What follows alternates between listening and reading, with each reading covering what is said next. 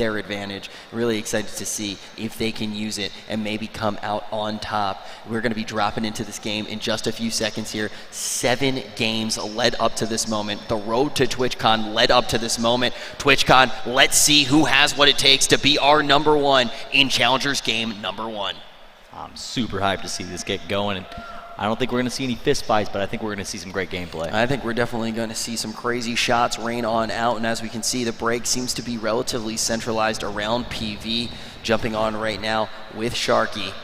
Yeah, Sharky going to be able to get that cop car here, and he's going to get out. And Moose and Myhoos also going to find himself a Jeep. We'll see if he decides to just drive away.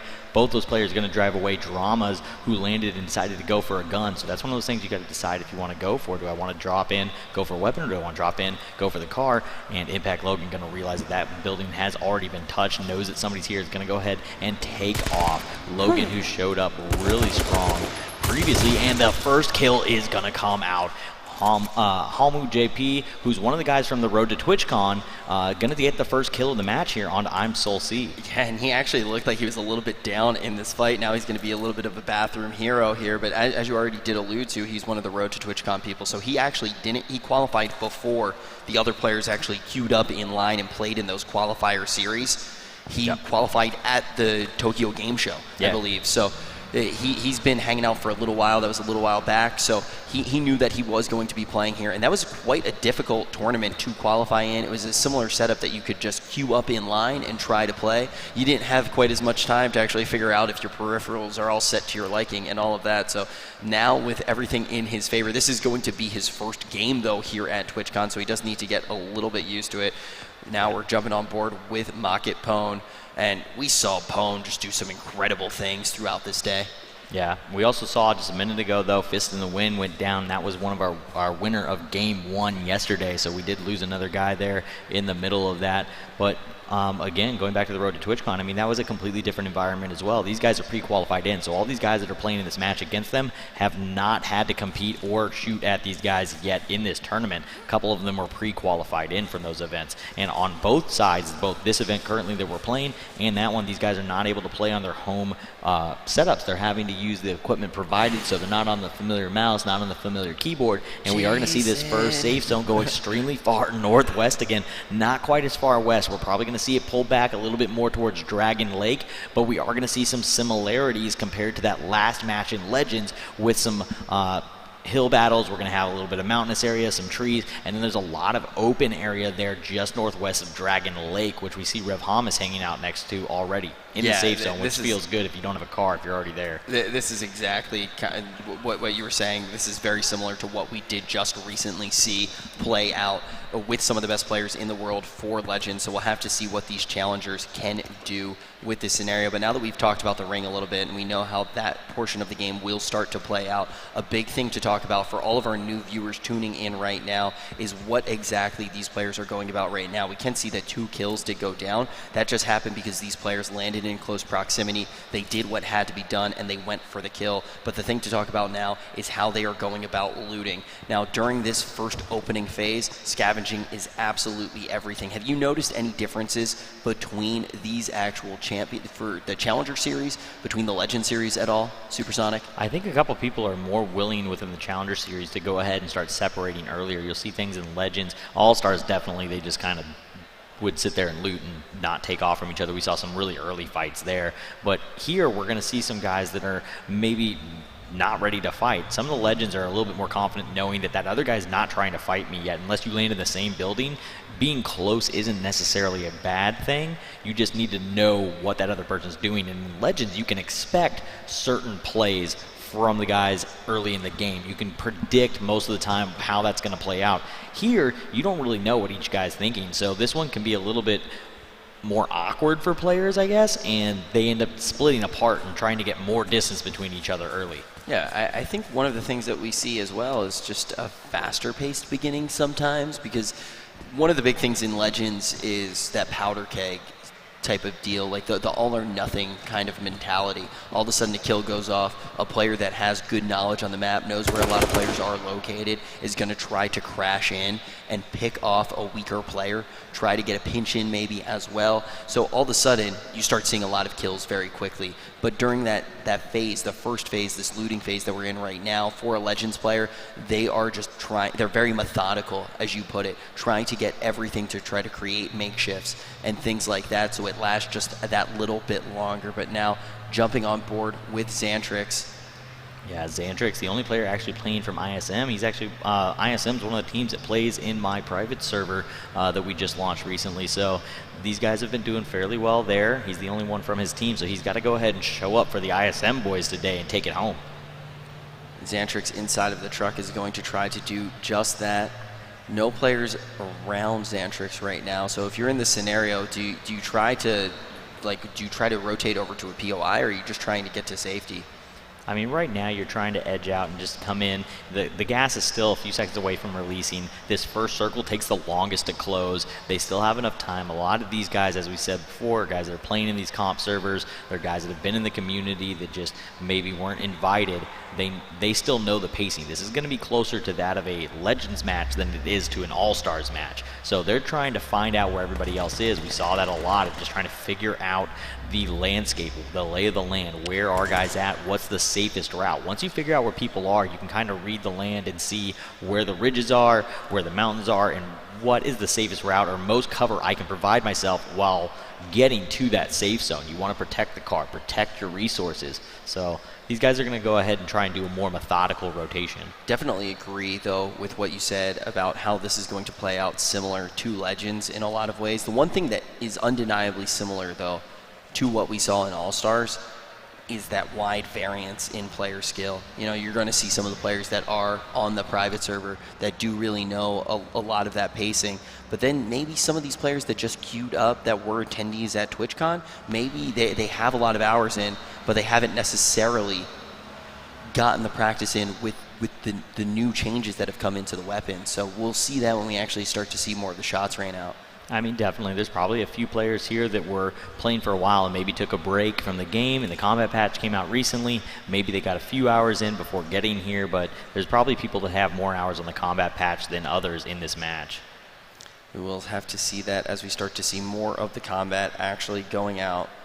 Snooty G inside of that camper for just a little bit, but it is going to be Lethal Jake who gets our attention here, and we can see Lethal Jake having a pretty decent setup, but still no vehicle, looking for some body armor as well. How important do you think it is to actually get the vehicle right now and this particular setup? The vehicle's huge every game. The vehicle just gives you a lot more options. You're able to ride the gas a lot easier. You're able to kind of stay out of the middle and out of the craziness that happens. The middle of the safe zone tends to be in these challengers, and the Legends is where people rotate to if they don't have a car, and they do it early so that they have less distance to travel once the next safe zone comes out. With a car, as long as you have good spots to go ahead and hide it and protect it, you can go ahead and rotate really late, especially if you've got a cop car. With the quickness of it, you can rotate extremely late and stay ahead of the gas. So, and we saw that play out a lot for All-Stars. I mean, we saw Glitter take down fourth yesterday doing really good rotations and basically just holding dead pockets on the map because everybody's in the middle. Yeah, that is a big thing as well. When you talk about what Glitter did do, rotating around, trying to find those pockets. A big fight going down here between Wild and Rev.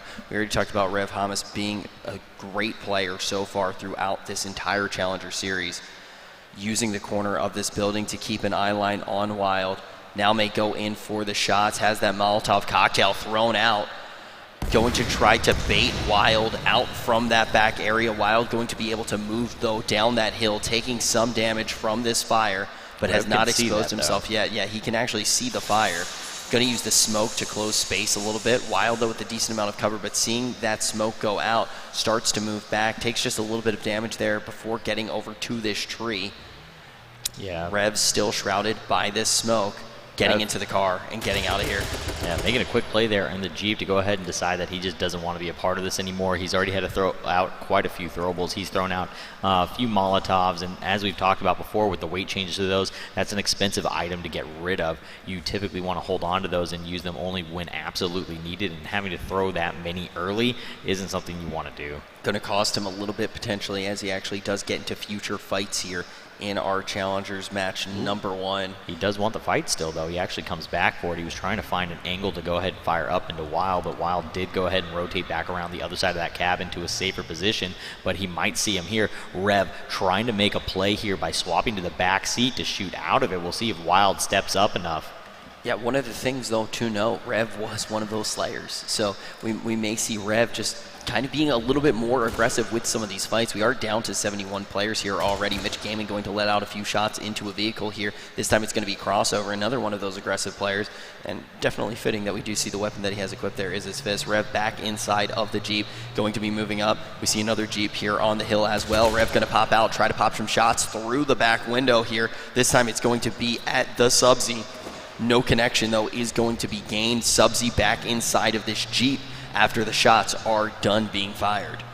Yeah, Sub-Z going to go ahead and take off here. Zach out in the open, looking for somebody to take a fight. It looks like he may have just hopped, take a shot there, or he had gotten away from a fight and just needed to get out to reload the gun. Sometimes you got to get into the car with a quickness and get out of there. Nadroj or Jordan down there all the way to the south. Looks like he's moving fairly quick. I think he does have a vehicle. He should be able to get out of there. Operation is not moving that quickly. Operation... I mean, there he goes. It paused for a second. He must have stopped to roll a heel. It looked like he just dead stopped for a second. But not a bad idea, though. Those guys will make it out. Yeah, you want to be able to roll a little bit of healing there because you are going to be moving through that gas. They should be able to get through, though, without a problem. We're going to see that gas advance, though, in just about 2 minutes here. Taking a peek now at the residential area, we are going to see, oh, man, these are some players, though, that we actually did see quite a lot out of. Yeah, Rajbabe here got a couple kills yesterday in his qualifier. We'll see if he ends up getting any more here today. I am EXP, though, getting some shots thrown his way by Reptar, who we did not see play on the first or second day. He qualified in through PAX West, so Reptar there throwing some of his first shots of the tournament. So I actually got a chance to talk to Reptar up on the couch at the very beginning of the tournament when we were talking to all the players who did qualify. And at Reptar, it turns out we actually have a bunch of mutual friends in the competitive gaming scene. He's been around for quite some time, not only in H1Z1, moved over to H1Z1 relatively recently, but he is the type of guy who, he's been in the pro scene. He knows what it takes to actually grind. And I think he's also the type of player that really will shine in a solo format like this. So keep your eye on Reptar. Did qualify on that road to TwitchCon. This is the first time we're really going to get to see what Reptar can do.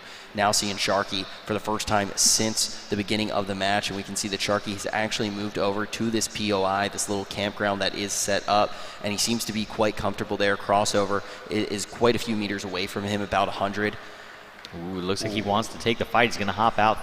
Mitch is throwing a grenade here, trying to get rid of that vehicle. Sub-Z now going to be stuck inside without a vehicle. And you can see Mitch here actually for a second there. He has a 2-hit available. He's protecting it, though. He's protecting his resources. He'd rather expend bandages or med kits rather than expend the 2-hit this early in the match. If he gets hit by a grenade, it doesn't save him. If he gets hit twice in the head, it doesn't save him. So having it on isn't worth it to him yet. Sub-Z going to return that favor, though, and take out that vehicle.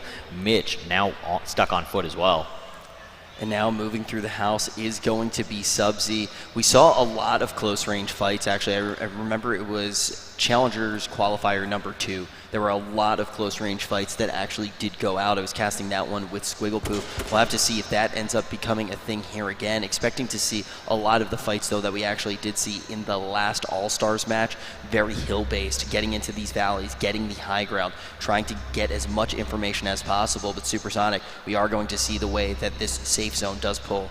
Yeah, that safe zone's going to go ahead and pull down to the south, which is definitely a sigh of relief for Jordan as long as he has enough healing to go ahead and get out of there. He will hit max toxicity before he gets out, but one of the things to note on that is that it's still a very early gas wave. It's not doing a ton of damage yet. He can out-heal this still, so he still has a chance to make it out as long as he has enough healing to continue to support himself getting out of there. And one of the things, it's one of those, I guess it's somewhat of a double-edged sword, I guess. That's probably not the right word for it, but if you're that far out, that most likely means you had your share of the loot in the area that you were in. So in theory, you should be able to have enough healing to keep that rolling as you actually do move through the gas. Obviously, need to worry about toxicity quite a bit, though.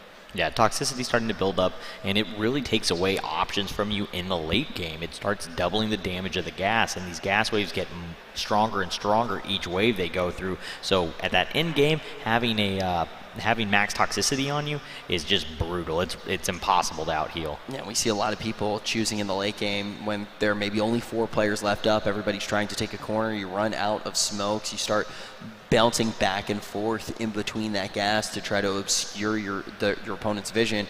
That is an option that will be taken off the table here. Hopefully, though, with the amount of time that had by themselves in that part of the map that wasn't as inhabited, has some really good ammunition, has some really good, just a good kit moving forward into that late game, because that will be the best asset after you do have to face that toxicity. Yeah, absolutely. And we've got that first airdrop, or I guess this would be the second airdrop coming in right now. We'll see if anybody decides to go for it. It's going to land right there between Party Girl and G Murda. And these things have a ton of options in there. You pick up your body armor, you can pick up gas cans, first aid kits, the hunting rifle, which we saw a ton of work out of from a bunch of different players, bombs right over the top of Party Girl. Not able to take down Party Girl, though. Party Girl narrowly escaping death there. Party Girl now is very close to be able to potentially take that. We do see Blorn being one of these players that was somewhat good at getting in locations and staying there. Qualified relatively late, though, in our series. I believe it was probably game 4 that we actually did see Blorn coming in. Now Mitch Gaming moving around, still pretty close to Subsy. Subsy inside of this rancher, only about 50 meters away. You notice that? So Subsy got a kill earlier. Somebody came in and must have tried to take the building from him, and it looks like Jordan does go down. Didn't quite have enough healing to get himself out of the gas. Did not make it out. But there is a vehicle there. So no hunting rifle available in this one, but it is going to have that 2-hit and the gas can, so still worth if you don't have any kind of armor. A 2-hit is definitely worth picking up. Yeah, I mean, the thing is that drop's always going to be worth it if you are in the right situation to go for it. It tends to be very risky, obviously, because it is such a high value point on the map. But even if it doesn't have that hunting rifle, it is going to be worth it. But you've said it before, it's just going to feel way worse when you actually do open up that crate and you do not see that hunting rifle inside. Yeah, absolutely. When you go up and you hit tab to check it out, and Senshu, they're going to go down too slappy with that assist from Yount. But when you get up there and you're hoping for it and you put yourself out there and it's not there, it does feel bad. Solid Molotov there to drop it right on the back. Zoltan drops one onto Sharky. Sharky has to go inside to heal. He does make it inside, though, to heal up. And Zoltan now going to turn his attention to the car. Sharky not peeking, so Zoltan going to take this opportunity to go ahead and just throw out a gas nade, continue to put a little bit of damage into Sharky. He's not doing it chunk damage, but he is just slowly eating away at him and then eating away at the vehicle as well. Yeah, one of the things too that you can see is Zoltan.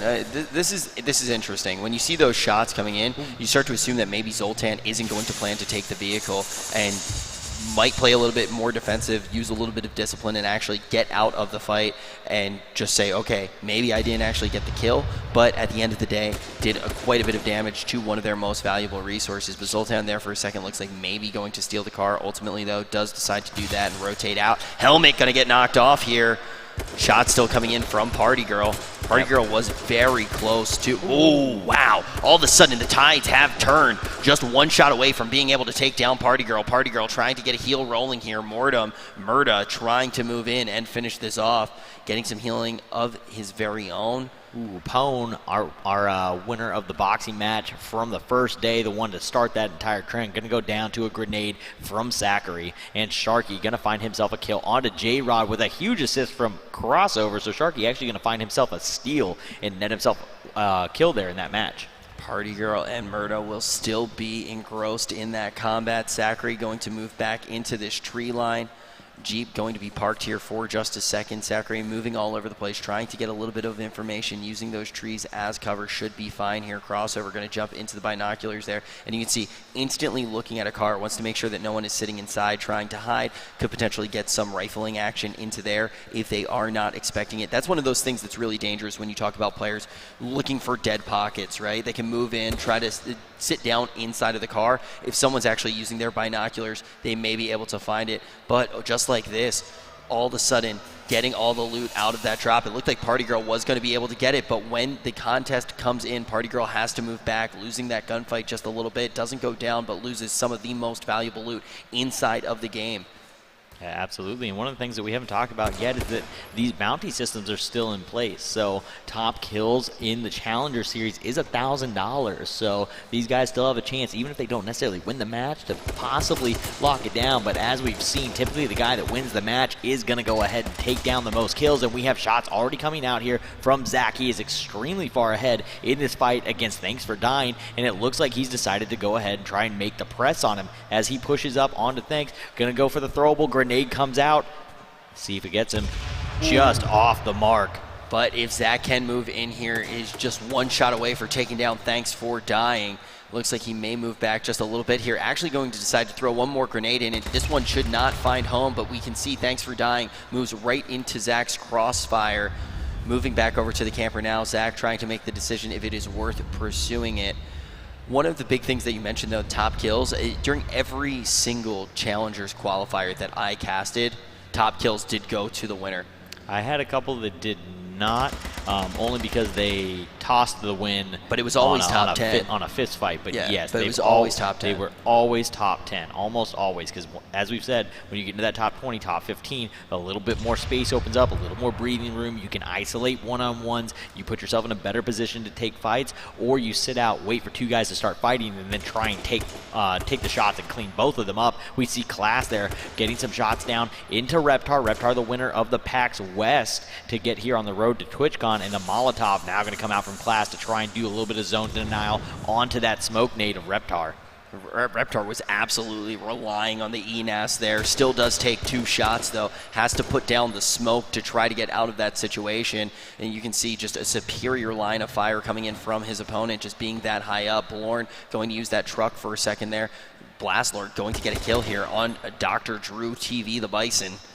Yep, we've got Rev Hummus coming in. He has swapped that shotgun. He is looking for that close range fight, but he is going to get sprayed down by McLaughlin with that AK. Again, we're starting to see that, the shotgun versus the AK, and the AK is doing work. The problem is with the shotgun is if you're swapping to it, you need to already be in that one pump range. The guys that typically swap a little bit early as they come in typically end up getting sprayed down by that AK. Free Sticky Rice here, gonna lose his helmet. Hasn't thrown a new one on quite yet.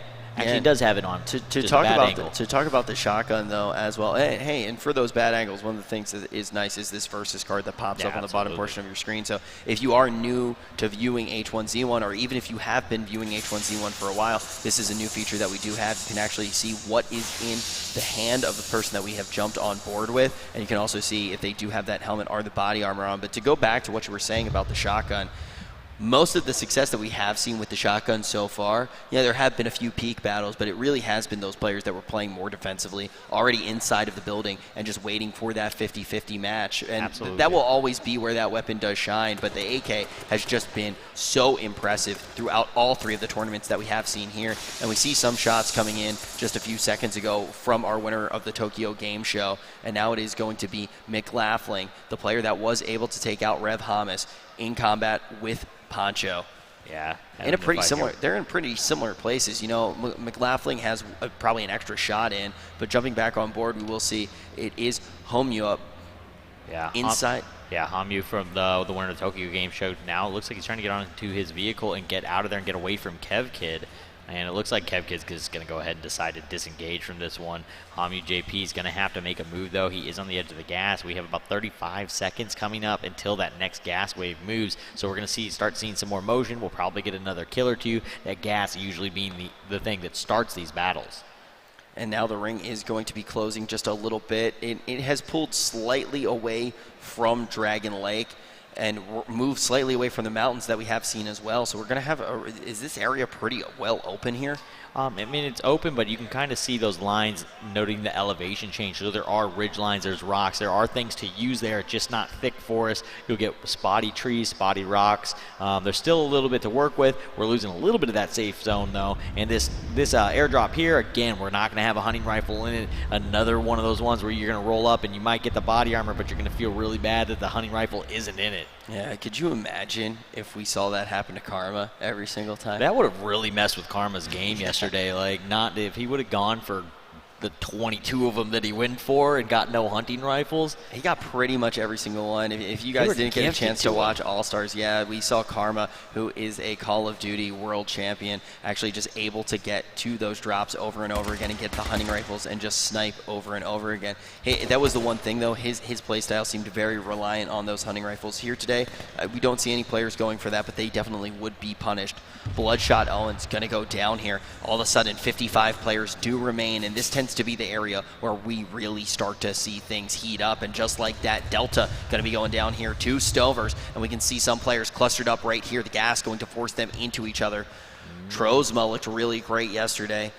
Yeah, Trozma was going off yesterday. We'll Another see if Slayer, Moose is able to get out of there. You can see that the damage from the gas has increased. You can see how quickly Moose and Mayhus's health is going down. He needs to rotate out of there. I think he might have been better to push up onto the edge. He has just a little bit of space there. I'm not sure from his angle if he was able to see that, but SoCal Viper going to land himself a kill onto Kev Kid, who looks like he was in a pinch. He still had a bit of damage from Hamu JP. Ryan now in a fight with SoCal Viper. Takes the helmet, takes the body armor off of SoCal. Ryan ahead on this. Going to throw out a smoke, though. He doesn't have much cover to work with, and he's getting tagged up right now by SoCal. SoCal was far behind in this fight, able to get behind the tree and get that helmet back on. Ryan now inside of the smoke. SoCal Viper, though, being very disciplined, realizing that there are players in the brushes very close by, not going to go too far to try to get the kill here. We are going to see Eric pick up a kill, and just in time to see Orange Morange, that is one of our third Road to TwitchCon qualifiers, be able to pick up a kill now inside of the bathroom, trying to get those heals rolling.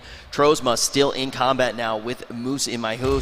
Oh, wow. That is literally a Kobe. That was a three-pointer, drops it, it explodes right on Moose's head, and that is going to take Moose out of this first round of the finals. SoCal Viper not in a great situation here. Managed to get back up in that fight with Ryan after being far behind, but you can see Ryan out in the wings has managed to heal up considerably, but shots coming in from all angles. We may see that player go down in just a short moment here. Another player from Mordom going to be tossing out those grenades.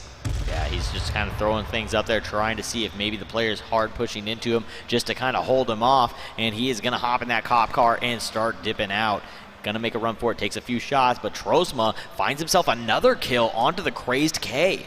Yeah, Trozma was that Slayer. I think Trozma, if you were going to look at the results from yesterday and make an assumption on who may be able to take this first $1,000 in match number one, definitely would be one of your top players. And you can see we did miss the fight, but Reptar and Homeu JP, these two players both qualified on the road to TwitchCon. They have met in this battle, and it seems Reptar has come out on top. Now a smoke is going to be down for Frankie.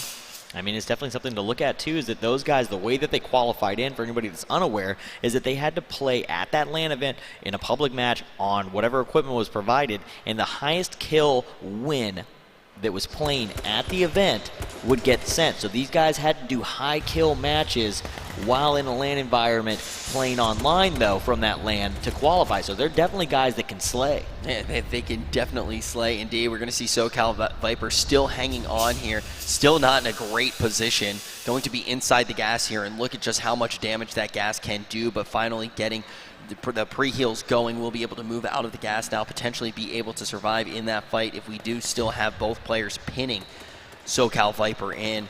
Rye Gaming now moving around this building, and we can see this is an absolute warehouse party. About 5 players clustered around there. Astral Relic trying to get some shots into crossover, one of our boxers here, but just like that, we are going to see just getting melted. Absolute lasers being shot out here, falling behind in that fight. Astral Relic will go down. Seeing that off of Twitch TV, Snotty G, but Snotty G manages to pick up another one, or gets taken down by Flowers. I was like, how on earth did Snotty manage to get that? Flowers is able to clean up house there. Yeah, Flowers now taking some shots back into the direction of Blorn. Blorn right there on the edge of the gas, going to be forced to move out, and he is going to get eliminated by Flowers. Sloth finds himself kill on Impact Logan, and McLaughlin going to finally go down to Noble Spirits, and Rooney going to find himself a shotgun kill onto PD527. Rooney getting a kill here is going to be big. Crossover goes down here, though. Now we have only 31 players left. Gas about to advance here in about another minute 30. Wow, return shots there just lighting him. That was brutal. We see the helmet pop right off. It's always Player gonna interesting to choke see out. guys do that. It's very hard to do that and be able to pull that off when getting hit, to be able to turn around, just return fire and hit on target. It's very hard to do, especially here with all the pressure on you. Reptar throwing at the wrong tree, thought that Class was inside the smoke still. Class using that to try and kind of feint and then backing up. Going to throw another smoke down over himself though. As he gets healed up, we'll see if Reptar decides to push in. He does have an SMG out, looking like he wants that aggressive push. Well, the thing with Reptar that we do notice, even though it didn't pay off that last time, definitely trying to aim towards that tree, knowing that that's most likely where the player will be, trying to get some cover when the smoke does dissipate. So that is a very good sign, seeing Reptar crush in right now. And it appears that Reptar is going to go for that close range fight. Getting some shots in, but ultimately Class is going to outclass him, taking him down. Class at about 50% can move back into that smoke without a problem. We have quite a few players up here, 25 to be exact, and that gas is advancing very shortly. We are going to have an absolute explosion here. Sloth inside of a very damaged Jeep is going to move close to this smoke, trying to get behind a little bit of cover here. Back on board with Flowers. We saw Flowers pick up 2 kills so far in this game, and it looks like Trozma might be the next target. Trozma also picking up 2 kills. Slayer versus Slayer now inside of the smoke. We have one player going to run right out, another player going to camp there for a while. Flowers losing the helmet here. Yeah, Flowers going to lose that helmet. We do have basically a tie all the way through. Nobody at 3 kills yet, so that kill bounty is in play. Meowth extremely low there, down to about 2 or 3%. He does have heals going off, and we are going to catch Orange Morange getting love wins in the back there. Party Girl 420 going to take out Subsea. Promethean and Party Girl, though, going to drop to Dark Teen Paint and Mitch's Gaming as we hop on board with Wild. And we saw Wild a while ago, back at the beginning of the game, being really smart about which fights that were entered. Dark Teen Paint going to go down, Zach going to go down, now just 17. That's another one for Flowers. Flowers probably pulling ahead right now, may be able to win the $1,000, but it's all going to come down to the next few kills. Wild sinking a few shots into that police car, and we can see that it was getting very low very quickly. Players clustered towards the top portion of your screen right now, rotating around as the gas does advance. Yeah, gas going to start pushing in just a bit here. We'll see it start to close in, and players like Flowers are going to have to hop out and start taking some fights. There's not a lot of tree cover, so they're going to have to take some of these rocks and just kind of play. This is where you start to use a rock and start maybe deciding to use your vehicle as cover for your other side. And Cam Soda down to 1%. Not sure if he can get the heal off. He is not going to be able to pull it. Sharky going to get that. Zachary gets a kill onto Wild. We're down to 12 players as Mitch's Gaming goes down to Noble. Everybody is dying now. We're seeing the smokes coming out. Players trying to preserve their lives right now. About every player on the map inside of the shroud of this smoke. Mordum with a pretty decent line on 2 players here. Full Nelson. And we have Zachary in that right portion of your screen, but it's going to be Rethink and Rooney right now, who most likely are going to take each other down first. Spotty in a good position to potentially have a pick there, come in with a pinch. Rethink going to be the player that we jump on board with now. We can see that more throwables are coming out here. Everybody is just using everything inside of their inventory. Noble Spirit's going to be the next one to go down. Only 8 players do remain. Poncho moving into the smoke. He may be able to see Sharky here. Sharky trying to look through the smoke inside of a smoke of zone. Smoke just so much thicker here in this current combat patch. Yeah, the smokes are just so huge, and we see them especially playing out. Not so much in All-Stars, but when the Legends and this Challenger Series with these guys that play a ton, we're absolutely seeing them make a huge impact to the gameplay in these final safe zones. Poncho here taking shots and connecting onto Rethink there as Rethink comes by, and then Zachary finds a kill onto Sharky.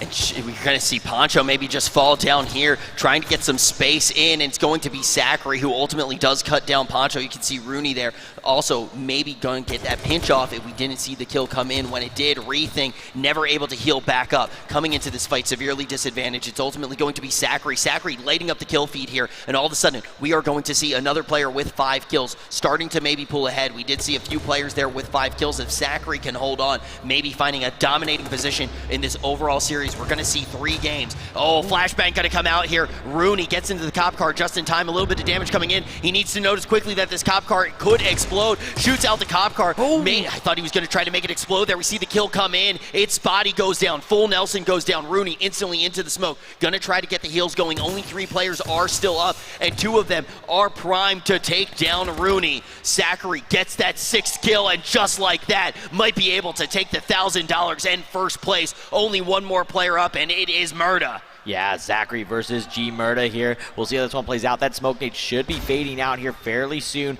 You see flashbangs coming out, trying to see if they can maybe get a flash and get a flank on each other, and they are going to go ahead and spot each other right here. Zachary going for that wide play around the side, turns, gets a shot into G Murda. G Murda swapping to the shotgun, going to throw a flashbang out, not going to be close enough to connect. Steps out way too far with the shotgun. Zachary going to be able to spray him down with that AK and take down game one. And that is 7 kills as well for our #1 seed. He may be just getting $1,000 here to kick off this series. We're going to have 2 more matches. All of the points will be cumulative. But hey, getting that $1,000 to start things off as well as first place, got to feel pretty good and definitely going to bode well moving forward into our Challengers tournament. So let's take a peek right now at the results and see how everything did shake out and see where our players stand.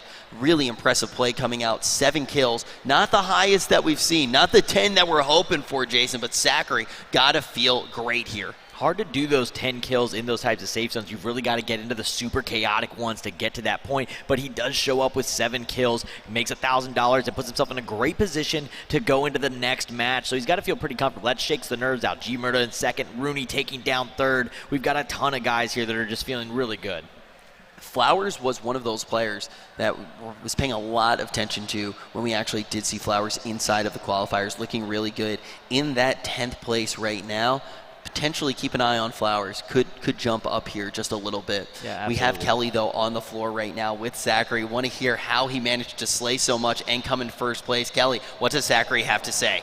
Zach, man, first place in game 1, that's got to be pretty good. Are you pretty confident now going into game 2 and 3, or are you still staying safe? I'm pretty, I think I'm going to stay safe still. I feel like I'm putting myself in a really good position, though. But what set you apart from the rest of the players that allowed you to win this game? I was able to come behind a lot of players late in the game, which just it made me just rain fire on everyone in the back. But even though winning first place, there's still people that are going to be gunning for you, especially trying to kill you pretty quickly because it's an accumulative score between game 1, 2, and 3. So do you think anyone's going to try and gun for you? I don't think so. No? No, I don't think so. Is there anything you want to say to all the fans watching right now and watching at home? Shout out Sarwi. He's my biggest fan. Oh, well, good luck, Zachary, going into the game number 2, guys, and do not go anywhere because we have the finals for the qualifiers in the Challenger Series, guys, coming up right now. Very excited to get that underway, and we were actually starting to look at the stats during that interview.